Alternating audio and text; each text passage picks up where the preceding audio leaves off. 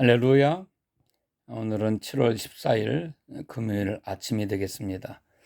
계획대로라면은 오늘 퇴원을 하고 여러분을 뵙게 될 것인데 또 하나님의 은혜 속에서 모든 다 진행될 줄로 믿고 또 반가움으로 만남을 간절히 기대합니다.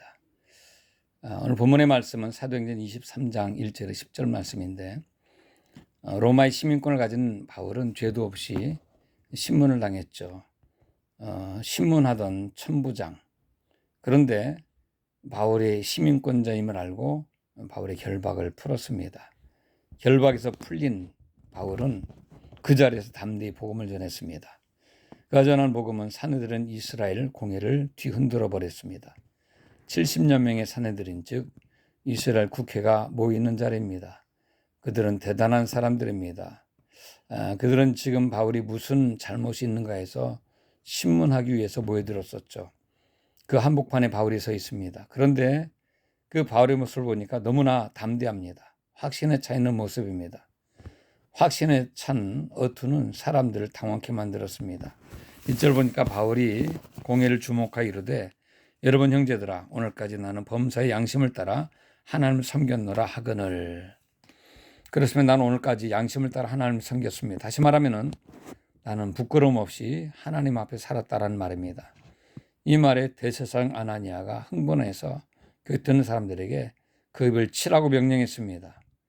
이에 바울이 그를 향하여서 말하기를 회칠한다며 하나님이 너를 치시리로다. 이 말은 대단한 도전입니다. 모욕입니다. 너의 겉은 깨끗하지만은 너의 속은 굳어있구나. 너는 위선자로다. 이 말입니다. 그리고 말하기를 내가 나를 율법대로 판단한다고 앉아서 율법을 어기고 나를 치려하느냐. 법대로 판단하는 자가 법을 어기고 있다는 것이죠. 재판은 법에 따라 공정하게 진행되어야 하는 것인데 그런데 유죄가 확정되지도 않았는데 처벌을 명령했으니 율법을 어겼다라는 것입니다. 실제로 대제사장은 율법을 어기고 예수님을 죽였죠. 하나님의 율법을 어기고 메시아 그리스도에 대한 복음을 전하는 바울을 지금 다시 심판하고 있습니다. 여러분, 그런데 무엇이 이렇게 바울을 담대하고 용기 있는 사람 만들었을까요? 로마의 시민권 때문입니까? 가말리엘 문화생으로 고등교육을 받은 그 교육의 배경 때문입니까? 아니면 다른 조건입니까? 아닙니다. 복음 때문에 진리와 예수님이 그 안에 계심으로 그 사실을 갖고 있기 때문에 확신이 있기 때문에 성령의 감동하심 따라서 담대해진 것이죠. 여러분 조건 때문에 나오는 담대함은 사람을 교만하게 만듭니다. 그러나 믿음과 확신과 신뢰 때문에 나오는 담대함은 사람들을 감동하게 만듭니다. 그러므로 여러분 진리 안에서 살아가시길 주의 이름으로 축복합니다. 바울의 담대함과 용기는 계속됩니다. 6절, 7절 말씀 같이 읽습니다. 시작. 바울의 구중 일부는 사두개인이요 다른 일부는 바리새인인 줄 알고 공회에서 외쳐 이르되 여러분 형제들아 나는 바리새인이요 또 바리새인의 아들이라 죽은 자의 소망 곧 부활로 말미암아 내가 신문을 받노라.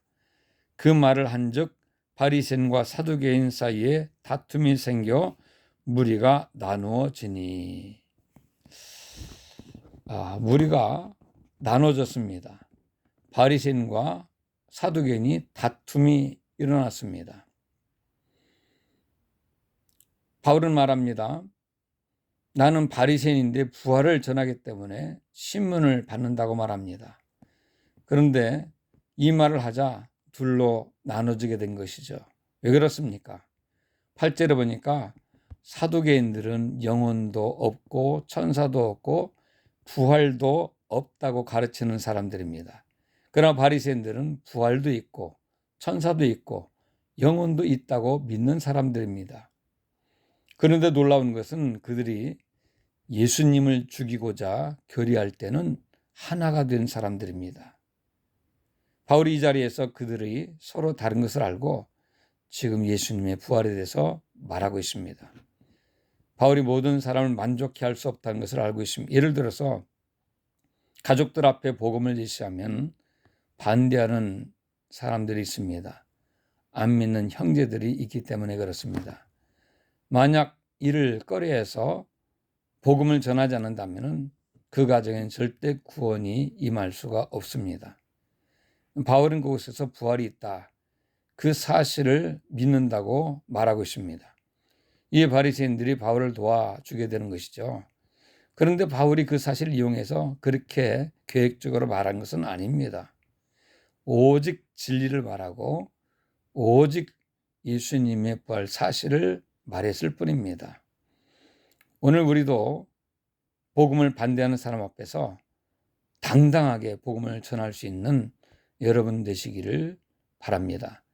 그 사람들의 마음을 움직이시는 분은 성령님이시기에 성령의 도우심으로 담대하고 또 믿음으로 당당하게 선포하며 살아가는 여러분 되시기를, 그래서 좋은 열매가 있는 하나님의 백성으로 승리롭게 살아가시기를 주의 이름으로 축복합니다. 샬롬.